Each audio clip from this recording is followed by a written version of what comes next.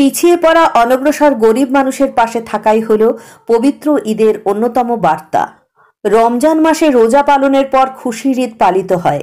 এই রমজান এবং ঈদ পালনের অন্যতম প্রধান বার্তা হল পিছিয়ে পড়া অনগ্রসর গরিব মানুষের পাশে থাকা। এই খুশির ঈদ পালনের আগে ইসলাম ধর্মের বাধ্যতামূলকভাবে যে নির্দেশ রয়েছে তা হল যারা ধনী ব্যক্তি তারা তাদের রোজগারের 2.5% সমাজের অনগ্রসর গরিব দুঃখীদের জন্য ব্যয় করবেন। রমজান মাসে সারাদিন রোজা পালনের মাধ্যমে এই শিক্ষাই দেওয়া হয়। যারা খালি পেটে বা অনাহারে থাকে, যারা অভুক্ত থাকে, তাদের অভুক্ত বা অনাহারে থাকার কষ্টটা কি, রমজান পালনের আরো অনেক বিজ্ঞানসম্মত দিক রয়েছে। স্বাস্থ্য ভালো রাখার জন্য রোজা পালনের কিছু তাৎপর্য রয়েছে। 1 মাস রোজা পালনের শেষে এখন সকলে পবিত্র ঈদের মুহূর্তে দাঁড়িয়ে। অন্যান্য স্থানের সঙ্গে সঙ্গে শিলিগুড়িতেও এখন ঈদের বাজার জমে উঠেছে। টুপি থেকে শুরু করে বিভিন্ন বই, আতর সহ অন্য সামগ্রীর জন্য এখন ঈদের কেনাকাটা জমে উঠেছে বলে জানিয়েছেন শিলিগুড়ি আঞ্জুমান খিদমত এ খালকের সম্পাদক ফিরোজ আহমেদ। তিনি আরও জানিয়েছেন, খুশির ঈদ পালনের অর্থ হল শান্তি। শান্তির জন্যই পালিত হয় ঈদ। কাজেই চারিদিকে সবাই মিলেমিশে শান্তিতে বসবাস করলেই সার্থক হবে ঈদ উৎসব।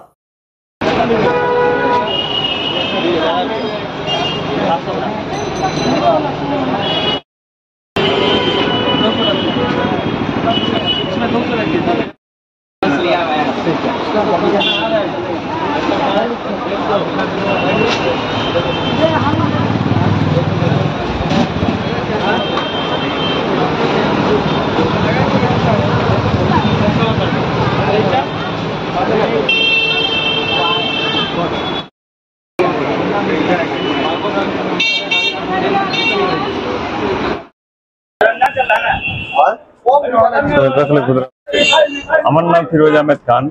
আমি ফিরোজ বুক ডিপোর ওনার। ফিরোজ বুক ডিপোর ওনার আমি। আপনার সংস্থা একটা আছে না? সংস্থা একটা আছে, ওই সংস্থা আমাদের আছে আঞ্জুমান খিদমতে খাল। আপনি তার সেক্রেটারি আমি। এই এখন কি উৎসব চলছে এবং সামনে ঈদ আছে, কি বলবেন? আমাদের এখন রমজান মাস চলছে এবং এখন একদম শেষের দিক। আজকে 29 রমজান। আজকে যদি চাঁদ হয়ে যায় তাহলে আগামীকাল ঈদ হবে, এবং যদি চাঁদ আজকে না দেখা যায় তাহলে 1 এপ্রিল ঈদ হবে। আমাদের চাঁদ দেখেই ঈদ হয়, চাঁদ দেখে রোজা রাখা হয়। তো এই হিসেবে আমাদের ঈদ পালন হবে। এবং যে বর্তমান আমাদের যে রমজান মাস চললো 1 মাস, এটাতে আমাদের মুসলিম সম্প্রদায়ে যারা রোজা পালন করে তারা গোটা মাস ভোরবেলা সেহরি খাওয়া হয়, তারপর থেকে সারাদিন না খেয়ে জল খাবে না, কিছু খাবে না, এবং যখন সূর্যাস্ত হবে তখন আবার রোজা ভঙ্গ হবে, রোজা ইফতার হবে। এই হিসেবে চলে, যেটা একটা আমাদের মানুষকে একটা সন্দেশ দেওয়া যে মানুষের একটা খিদের কি থাকে, পিপাসার কি হয় অবস্থা যদি কেউ না খেতে পারে, যারা গরিব মানুষ আছে, যারা খেতে পায় না, বা যাদের অসুবিধার মধ্যে আছে যারা, তাদের অবস্থা কি, এইটা যাতে দিতে পারে মানুষকে, জানতে পারে মানুষ এবং নিজে ফিলিং করতে পারে তার মানে কি আছে, সেই জন্য রোজা পালন করা আছে। এবং একটা সায়েন্টিফিক দিকও আছে এটার, যে মানুষ যদি খিদে পেটে থাকে তার অনেকগুলো রোগ ব্যাধি এগুলো সেরে যায়, সেই জন্য এটা সায়েন্টিফিক দিকও আছে একটা। এই হিসেবে আমাদের রোজা পালন করা হয়। এবং এই রোজা পালন করার গোটা মাস পালন করার পরে যে একটা ঈদ আছে, সেটা আমাদের আল্লাহ তাআলার পক্ষ থেকে সমস্ত মুসলিম সমাজকে একটা উপহার হিসেবে ঈদের দিন একটা প্রদান করা হয়, যেটা খুশির ঈদ বলে আমরা জানি, যেটা গোটা বিশ্বে পালন করা হয়, গোটা বাংলায় পালন করা হয়, গোটা দেশে পালন করা হয়। আমাদের শিলিগুড়িতেও এখন ঈদের উৎসবের সব প্রস্তুতি চলছে এবং আমরা ঈদের প্রস্তুতি নিচ্ছি।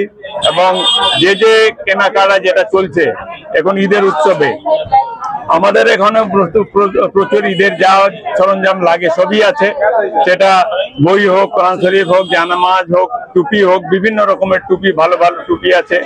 তার সাথে মেনলি আমাদের আতর, এটা যেটা আতর মেখে সবাই নামাজ পড়তে যায়, ঈদের নামাজ। আতরের মধ্যে বিভিন্ন রকমের আতর আছে, যেটা সুগন্ধি বলা হয়, এবং সেটা আমাদের এখানে কাস্টমাইজও করা হয়। এবং বিভিন্ন যারা সেলিব্রিটিরা ইউজ করে যে পারফিউম গুলো, সেটাও আমাদের কাছে আছে এবং সেটা আমরা মানুষকে দিচ্ছি। এইভাবে করে বাজার শেষের দিকে খুব জমে উঠেছে, ভালো বাজার হচ্ছে। এবং আগামীকাল যদি আজকে চাঁদ হয় তাহলে ঈদ হবে, আজকে চাঁদ রাত হবে। আর যদি কোনো কারণে চাঁদ আজকে না হয় তাহলে সেই ঈদ আমাদের পরশুদিন হবে। এমনি কি মেসেজ দিবেন, মূল মেসেজ বার্তা? মূল বার্তা আমাদের হচ্ছে, দেখেন এই ঈদ উৎসব হচ্ছে শান্তির জন্য এবং এটা খুশির ঈদ। ঈদের মানেই হচ্ছে খুশি। খুশি মানুষ শান্তি হলেই হতে পারে খুশি, যদি শান্তি না থাকে কেউ খুশি হতে পারবে না।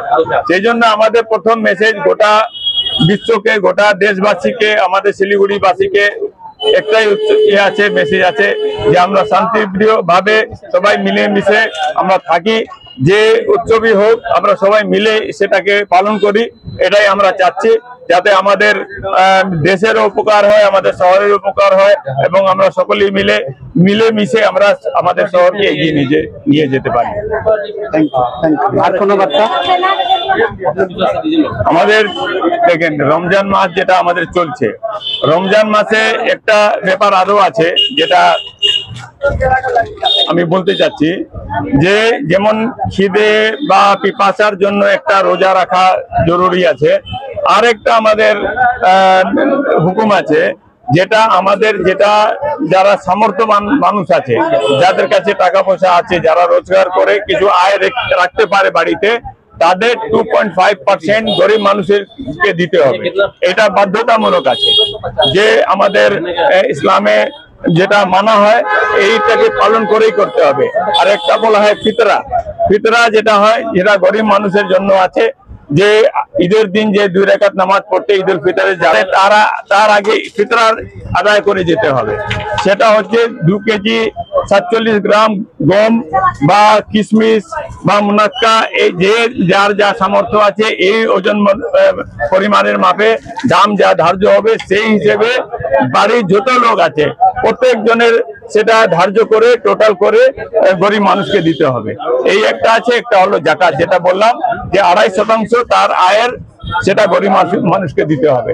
এটা আমাদের হুকুম আছে এবং এটা পালন করার পরেই আমাদের রমজান পালন করা এবং ঈদে আমাদের পালন করা। এবং তার মানে একটা সামাজিক যে দায়বদ্ধতা, মানবিক দায়বদ্ধতা, এটাও একটা বড় বার্তা দিচ্ছে। একটা বড় বার্তা এটা আছে যে মানুষ যাতে সমস্ত মানুষকে একটু খেয়াল রাখতে পারে, মানুষের প্রতি একটু ভালোবাসা এবং নিচের তার প্রতি একটা মানে দরদি মনোভাব রাখতে পারে, অন্যের দুঃখ সুখে তারা যাতে ওকে সাহায্য করতে পারে, এই জিনিসটা আমাদেরকে একটা মেসেজ দেওয়া আছে এবং এটাকে পালন করেই আমাদেরকে রমজান মাস পালন করতে হয়। গোটা রমজান মাস পালন করে তারপরেই আমাদের ঈদ হয় এবং ঈদের আগে এই সমস্ত গুলো আমাদেরকে আদায় করে দিতে হবে। Thank you.